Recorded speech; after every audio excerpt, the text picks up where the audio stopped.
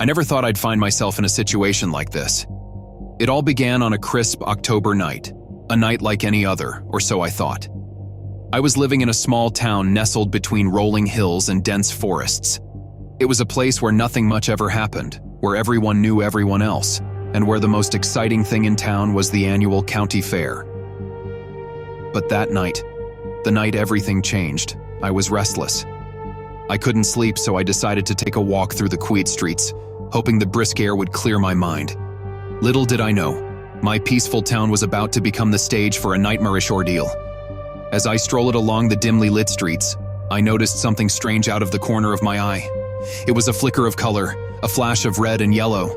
At first, I dismissed it as a trick of the night, a trick of my overactive imagination. But then I heard it, a faint, eerie tune, a melody that sent shivers down my spine. Turning the corner, I saw him, a clown, but not the kind you'd find at a children's party. This clown was different, grotesque and menacing. His makeup was smeared, his costume tattered, and his smile was nothing short of horrifying. It was a grin that promised malevolence, a grin that promised pain. I froze, unable to tear my eyes away from this nightmarish figure. He was holding a twisted balloon animal in one hand, a grotesque mockery of a dog, and in the other, a wickedly sharp knife. My heart pounded in my chest as I realized the true nature of the situation. This was no ordinary clown. This was a killer clown. Before I could react, he began to move toward me, his oversized shoes making an eerie squeaking sound on the pavement. Panic surged through me and I turned and ran, my footsteps echoing in the silent night. I could hear his laughter behind me, a chilling, manic sound that seemed to follow me no matter how fast I ran. I darted into an alley, my breath coming in ragged gasps. I knew I couldn't outrun him for long. My mind raced, desperately searching for a way out of this nightmare. As I crouched in the shadows, I could hear his footsteps growing closer, the jingle of bells on his costume getting louder with each passing moment. Then, just as I was about to give in to despair, I spotted an open door to a nearby building. Without thinking, I rushed inside and slammed it shut, my heart pounding in my chest. I was safe, at least for the moment. The building I had entered was a dilapidated old theater, long abandoned and forgotten by the town's residents. Dusty curtains hung from the stage, and the seats were covered in tattered red velvet. I hid behind a row of seats, peering out through the gaps in the curtains. I watched as the killer clown entered the theater, his footsteps echoing through the empty space. He looked around, his painted eyes scanning the darkness. I held my breath, praying he wouldn't find me. But then, to my horror, he began to approach the stage. He climbed the creaky steps, his laughter growing louder with each step. I knew I couldn't stay hidden for long. As he reached the stage, he turned to face the empty seats, his knife glinting in the dim light.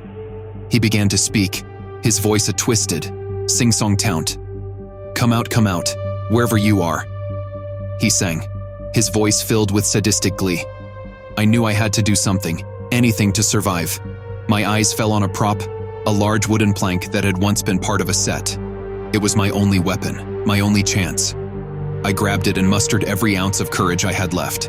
I lunged out from behind the seats, swinging the plank with all my might. It connected with the clown's head, and he staggered back, dropping his knife with a clatter.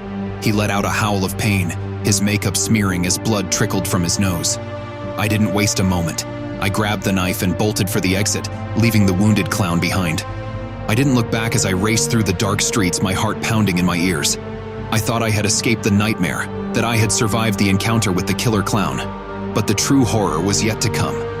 As I stumbled through the town, I noticed something odd. The streets were empty, not a single soul in sight. It was as if the town had been abandoned, as if everyone had vanished into thin air. Confused and terrified, I continued to walk, my footsteps echoing in the eerie silence. And then I saw it, a message scrawled in blood on a nearby wall. It read, "You can't escape the circus." My blood ran cold. It couldn't be true, could it? I had defeated the killer clown, hadn't I? But as I turned the corner, I saw them. More clowns emerging from the shadows, their painted faces twisted into grotesque grins. I was surrounded, trapped in a nightmare I couldn't wake up from. The clowns closed in, their laughter echoing in my ears as they reached for me with their blood-stained hands. And then, just as I was about to succumb to the darkness,